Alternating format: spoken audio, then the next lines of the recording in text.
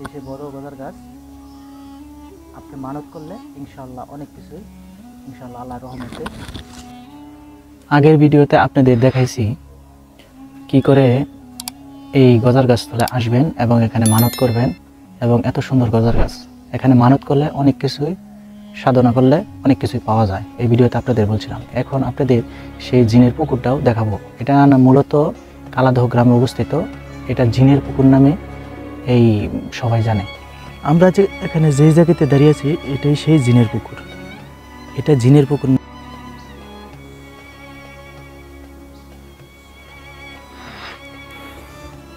আমরা যখন আসলাম এই দিক দিয়ে, এই গজার গাছের সাথেই সেই জিনের পুকুরটা।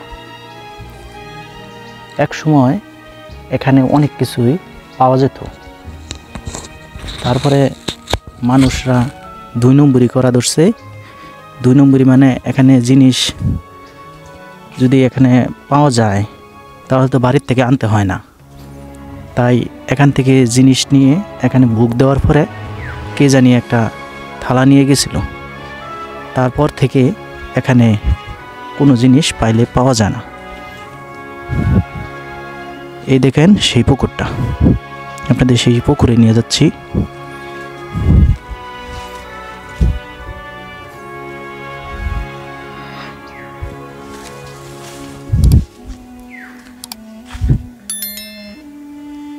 চারিদিকে জঙ্গলে ভর্তি এই পুকুরটা।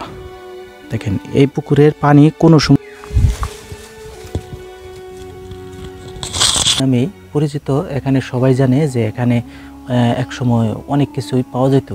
ডেক, ডেস্কি, এরপরে মনে করেন যে নানান ধরনের থালি, এগুলো সবই এখানে পাওয়া যেত।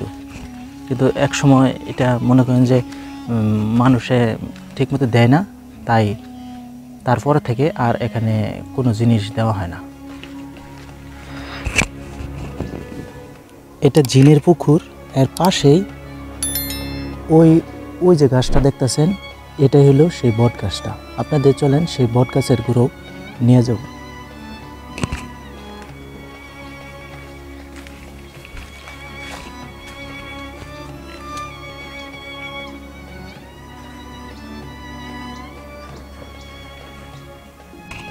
আমরা আগের ভিডিওয়ে আপনাদের এই গজার গাছে সব বিস্তারিত দেখাইছিলাম।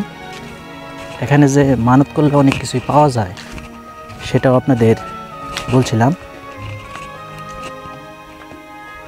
এই এত বড় এই সেই গজার গাছটা, এত বড় বিশাল আকৃতির এই গজার গাছটা।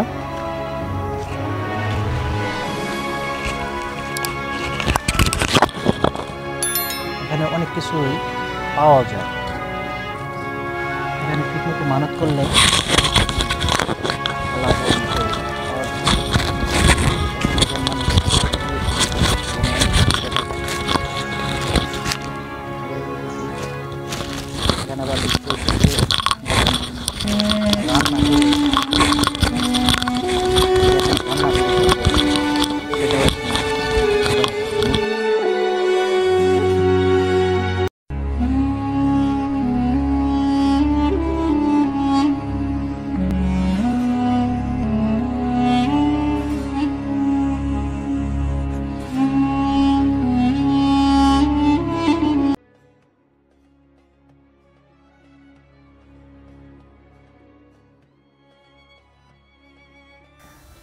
আপনাদের দেখালাম যতটুকু পারলাম ততটুকু জিনের পুকুর এবং এই গাছ সম্বন্ধে আপনাদের বিস্তারিত অনেক কিছু দেখালাম। যদি আপনাদের আরও কোনো কোশ্চেন থাকে অবশ্যই কমেন্ট করে জানাবেন। আর যদি এখানে আসতে চান তাহলে ফুলবাড়িয়া থেকে কালাদহ গ্রামে বড় গজার গাছ নামে এখানে সবাই চিনে। এখানে যদি আপনারা আসেন তাহলে আপনাদের মনের আশা আল্লাহর রহমতে পূরণ হবে। এখানে মানত করলে অনেক কিছু পাওয়া যায়। এই সে বড় গজার গাছ। আপনি মানত করলে ইনশাআল্লাহ অনেক কিছুই ইনশাআল্লাহ আল্লাহর রহমতে আপনি পাবেন। আজকে এই পর্যন্ত। যদি ভিডিওটা ভালো লাগলে অবশ্যই একটা লাইক দিবেন। আমাদের চ্যানেল নতুন হয়ে থাকলে চ্যানেলটা সাবস্ক্রাইব করে আমাদের পাশে থাকবেন। ধন্যবাদ, ভালো থাকবেন সবাই। আসসালামু আলাইকুম ওয়া রাহমাতুল্লাহি।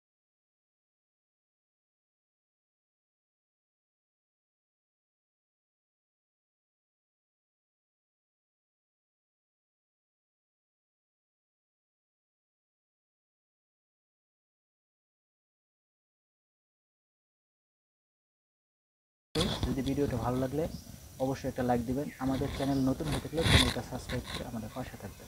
ধন্যবাদ, ভালো থাকবেন সবাই। আসসালামু আলাইকুম রহমতুল্লাহি ওয়া বারাকাতুহু।